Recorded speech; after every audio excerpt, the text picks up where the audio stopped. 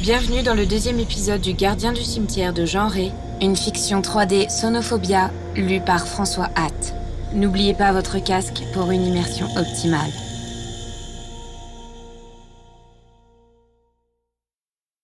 Non, je ne crains pas la nuit dans le cimetière. Ce que j'appréhende, c'est l'ennui. Et c'est ce qui m'a conduit à tenir mon journal, ou plutôt à noter mes impressions, car ce n'est pas, à proprement parler, un journal, puisqu'il ne porte ni jour ni date. C'est de ce cahier que j'extrais tous les passages relatifs à mon effrayante aventure, monsieur le juge d'instruction.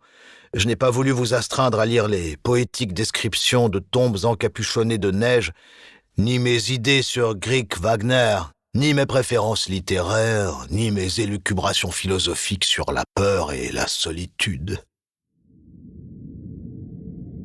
Ossip et Velicho me gâtent. Que d'admirables menus. Dire que l'autre jour, comme je n'avais pas montré le même appétit qu'aux autres repas, ils marquèrent une inquiétude presque ridicule. Velicho a reproché à son compagnon de n'avoir pas soigné le repas comme toujours, dans des termes d'une violence exagérée. Depuis, Ossip ne fait que me consulter sur mes goûts et mes préférences. Ah, les braves gens. À ce régime, je devrais grossir comme une caille. Il n'en est rien.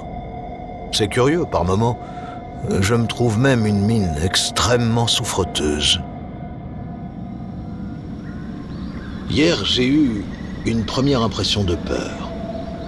Pourtant, je dois avouer qu'il n'y avait matière qu'à un sursaut désagréable. Entre chien et loup, comme je sortais d'une petite allée transversale, un cri affreux a déchiré le silence. Il me semble avoir vu sortir Velicho de la maison de garde et s'enfoncer en courant dans les taillis. Lorsque je suis arrivé au poste, j'ai vu Ossip surveiller attentivement les fourrés assombris. Comme je lui ai demandé ce qu'était cet appel, il m'a répondu qu'il s'agissait d'un courlis. Le lendemain, Velicho m'en rapporta un qu'il avait tué. Drôle de petite bête à l'immense bec, long comme une dague, et quelle vilaine clameur pour un oiseau, pourtant gracieux.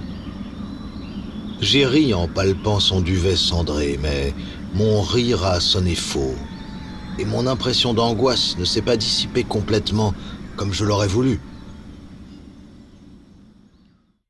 Décidément, ma santé n'est pas aussi brillante qu'elle devrait l'être. Pourtant, je mange comme un loup, et Ossip se surpasse.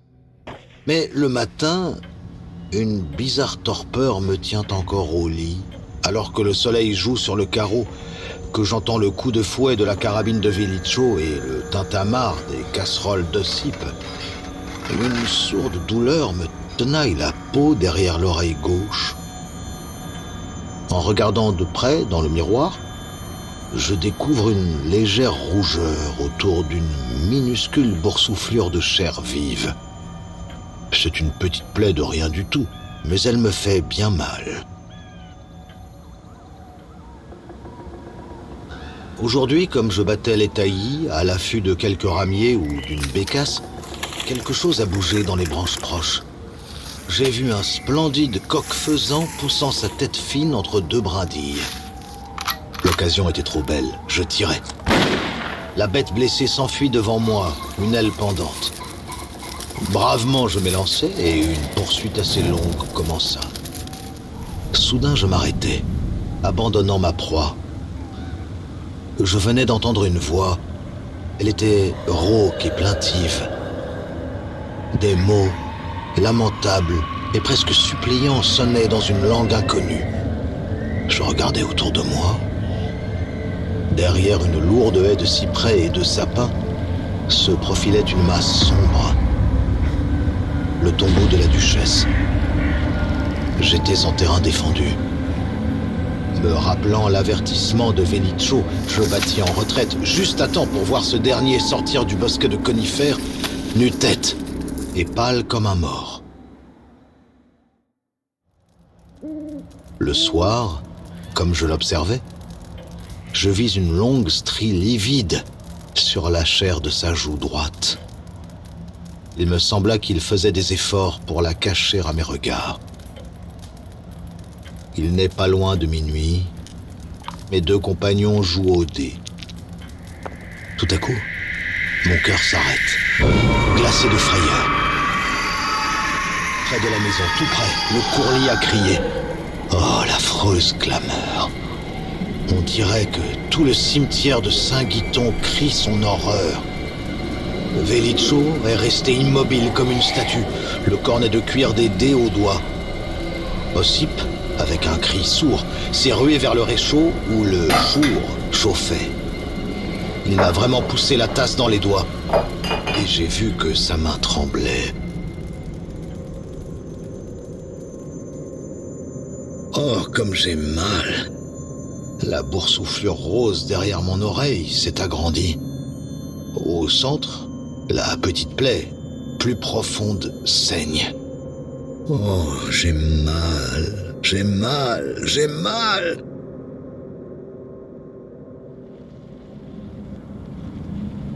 Hier, je me suis promené le long de la muraille de clôture, côté est. C'est un endroit sinistre où je ne m'étais jamais aventuré. Une haute haie de houx attira mes regards. Elle allait de la muraille est à la muraille nord, clôturant ainsi un lopin de terre triangulaire qui échappait à ma vue. Quelle étrange appréhension me fit souhaiter de voir l'espace isolé de la sorte. Cela me fut très difficile car la haie était épaisse et chaque feuille de houx était une petite main griffue qui me lacérait la peau. Il n'y avait rien dans l'enclos, si ce n'est 8 croix dont la vétusté allait pour ainsi dire en gradation régulière. Ainsi, la première était pourrie et lavée par les pluies. La 8e semblait toute fraîche. C'était comme des tombes nouvelles. Cette nuit-là, j'eus un sommeil hanté de cauchemars. J'eus l'impression d'un poids énorme m'écrasant la poitrine et dans ma torpeur, ma plaie me faisait atrocement souffrir. Oh, j'ai peur. Quelque chose se passe. Comment ne l'ai-je pas remarqué auparavant? Ni Ossip, ni Velicho ne boivent le chour. Ce matin, ils ont oublié les 3 tasses sur la table. Seule la mienne contenait des restes de breuvage. Les leurs étaient nettes. Je dois dormir. Ce soir, je veux rester éveillé. Je veux voir. J'ai bu le chour.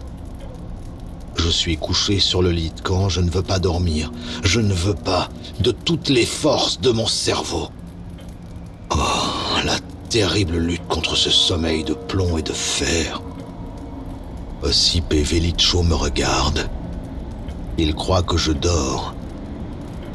Je résisterai encore 1 minute. 1 seconde peut-être. Horreur! Le courlis a crié près de la fenêtre. Oh, quelque chose d'atroce, d'épouvantable s'est passé. Là, contre la vitre, un visage d'enfer s'est collé. De terribles yeux vitreux, des yeux de cadavre, des cheveux d'un blanc de neige hérissés comme des lances, et une bouche immense ricanant sur des dents noires. Une bouche rouge, rouge comme du feu ou comme du beau sang qui coule.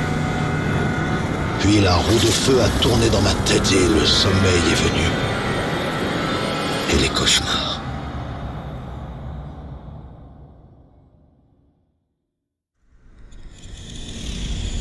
Vous venez d'écouter le 2e épisode du Gardien du cimetière de Jean Ray, lu par François Hatt. Une histoire Sonophobia proposée par Sense Media. La suite au prochain épisode.